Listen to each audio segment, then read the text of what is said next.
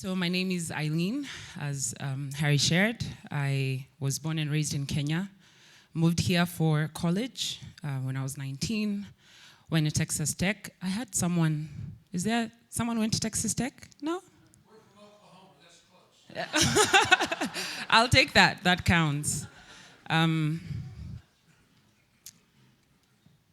So currently the Director of Operations and Manufacturing, so running all of the operations in Moko really, and I was sharing with Aris, Eric just gave me HR, so pretty busy. About me, I put mother to a high schooler at the top because raising a teenager is, I'm sure all of you have done it. My son, I have a son called William who just turned 14, he's in high school now. I love to read, I love music, maybe if I'd grown up in a different culture where STEM wasn't being pushed so much and arts were encouraged, I could have been a singer, we'll never know. And I love to travel. Before Moko, so after I graduated from Texas Tech, I worked for USG. So Sheetrock is actually a USG brand. USG has been in manufacturing for over 100 years. So you can imagine what the facility looks like. It's world class, everything is automated, very data driven. To make decisions, I don't need to go to the floor. I could log in to my laptop and tell you when the line was up, when it was down, what belt was changed, which mechanic worked on it. Basically, all of the information on my fingertips. They had rolled out advanced manufacturing and lean manufacturing. I got trained to be a certified green belt, LSS, Lean Six Sigma green belt while I was at USG. So jumping from that to Moko was a transition. Actually, I did go down to Moko actually for a, what are they called? Workplace interview. Like I went down there for a week before I fully decided to move, and they had 2 go-downs full of foam, just shredded, unused foam. Go-downs are warehouses. Go-downs is a Kenyan term. Yeah. While I was there interviewing, someone was being hoisted on a forklift with standing on a pallet, a wooden pallet, being hoisted on a forklift to check something on their crushing chamber. And Eric is giving me the tour. Eric is one of the founders. No one seems bothered. Everyone, I'm just like, is anyone going to do anything? And no one is doing anything. So you can imagine coming from USG, going into Moko was a huge shocker. And I would like to say that I knew that it was God's plan. I didn't. I wanted to move back home. I'd missed home. I wanted my son to grow up in Kenya. And initially I thought I'm gonna apply at Johnson & Johnson or Unilever, one of the companies that was comparable to USG. And the more I thought about it, I said, well, if I'm gonna do this, I might as well. United States Gypsum. It's an American company. It's where I was working before I moved to Kenya. And then I found Moko online and applied for this operations head position. And Eric sent me an email, and the rest is history. I'm here 6 years later, so.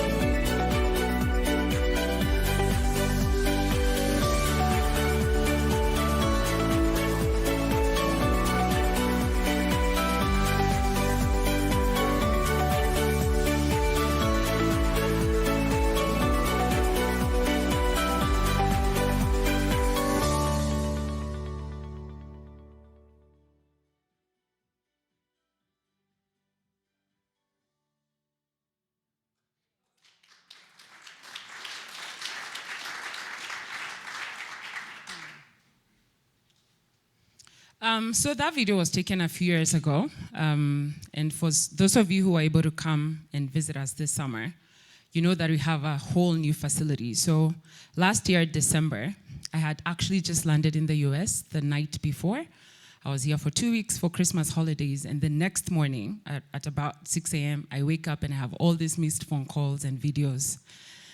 And 6 of our go-downs, which is the entire factory, had burnt down. And I called Eric, I was like, do you want me to come back? I can come back. And he said, well, let's talk to the teams, let's come up with a strategy and see what we're gonna do. After that, I didn't end up having to go back, and that's one of my proudest moments. I think the last time I was here, I talked about trying to build a team that was owners, they were problem solvers, they could basically make decisions without having to be handheld by either myself or Eric or Theo. And it took us 74 days to get back up and running. From when the fire happened to we had product out of the line within 74 days.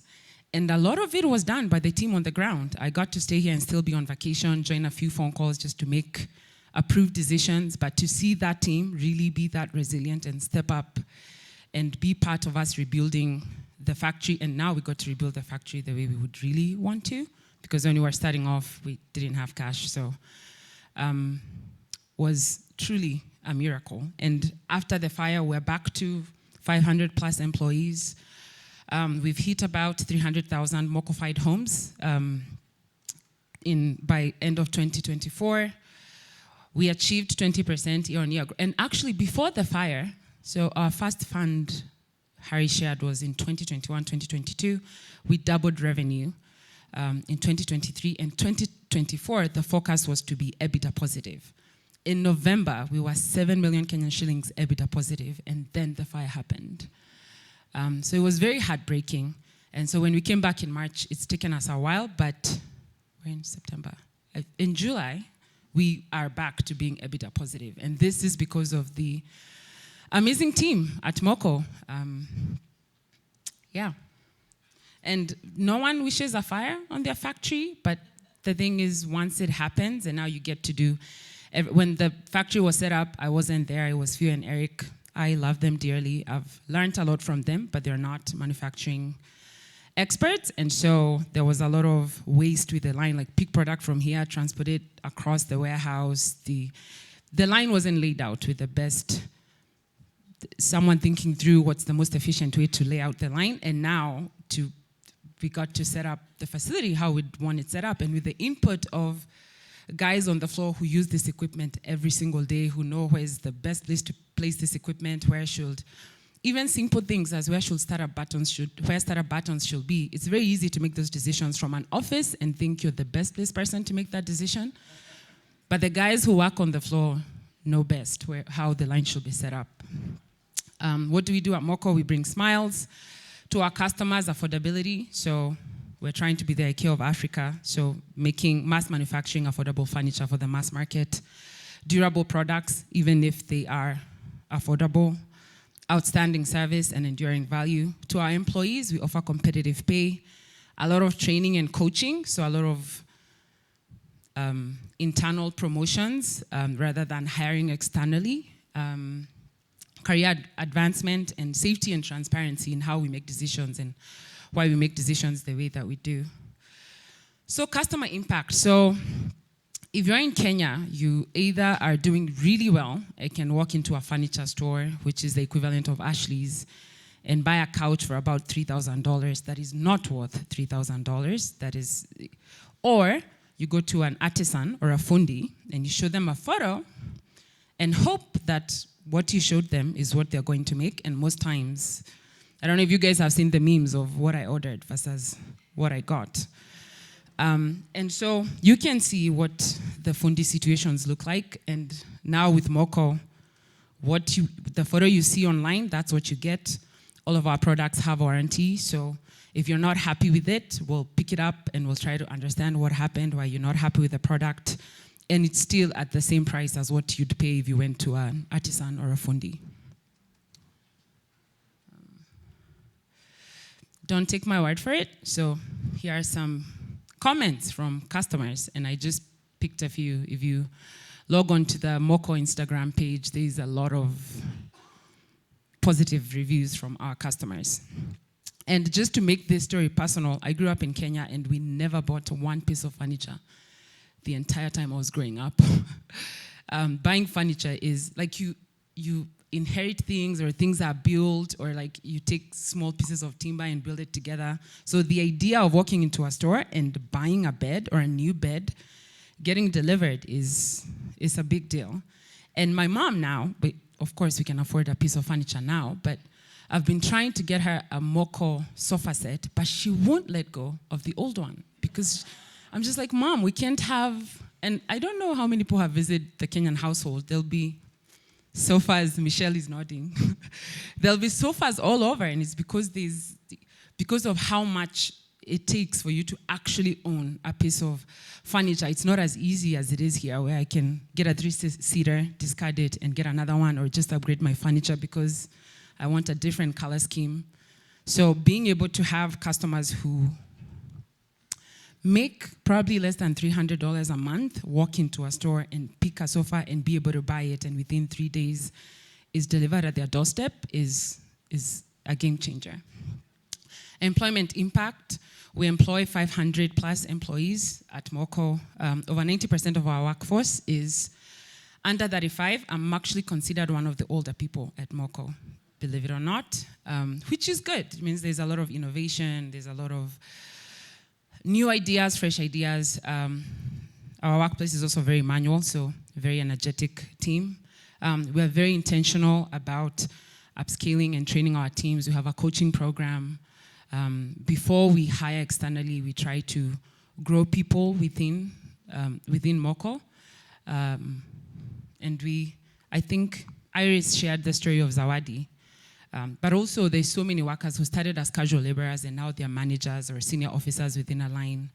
And it's great to see our team grow. So what are we trying to do? As I said, we're trying to be the IKEA of Africa. So trying to bring affordable furniture to everyone in Kenya and hopefully over time across Africa. The status quo, I think I shared a little bit about this. Before, it was if you can afford it, then it's bad quality and you don't complain about it. You can't go complain to a fundi. You might not even find them there 2 weeks. You might purchase a seat and you're not happy with it and you go back and they're not where they were 2 weeks ago. And everyone just expects if you're ordering something that's cheap, then this is the quality you should get, and we're trying to change that. Furniture is one of the most valuable investment that our customers have within their homes, and so we want them to know if you're not happy with this product, you can call us back and we'll work with you, we'll replace it, and so forth. This is just the stats to show that our customers truly are happy.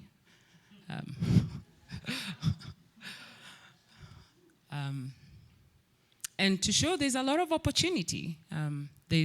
I know right now we're just in Kenya, barely scratched the surface in Kenya. We're at 10 million annual revenue and 80% of our sales are within Nairobi. So we haven't even started really trying to go up country because logistics up country are a little complicated in Kenya. And so there's a lot of room for us to grow and expand. What are our growth challenges? They haven't changed much from last time. We're a scale up.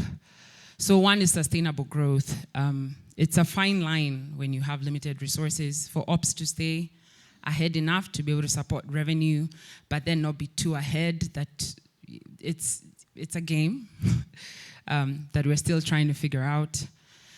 Setting up systems, we don't have systems now, so there's a lot of manual processes, which means there's room for error, there's room for issues. And then lastly which I think is the most important one, is having the right people in the right roles and having them trained. If you have the right team, then the other two become a little bit easier. And how we're doing that, our main focus this year is to expand our market. When we got the fund in 2022, we doubled our revenue. We focused on EBITDA. Now after the fire, we're trying to grow our revenue again and have double the revenue by end of 2027. Which means lots of work for me. And how we did that is we introduced new products that were cheaper We actually are just about to launch a new TV stand that's cheaper than what we currently have in the market. And already our original TV stand was very cheap. So actually sometimes when I'll hear Eric making these promises, like, Eric, we're making this TV stand as cheap as we can, but we just are about to launch a new one. And sometimes with this new, cheaper products is how we can double our revenue and keep growing. And yeah, that's it.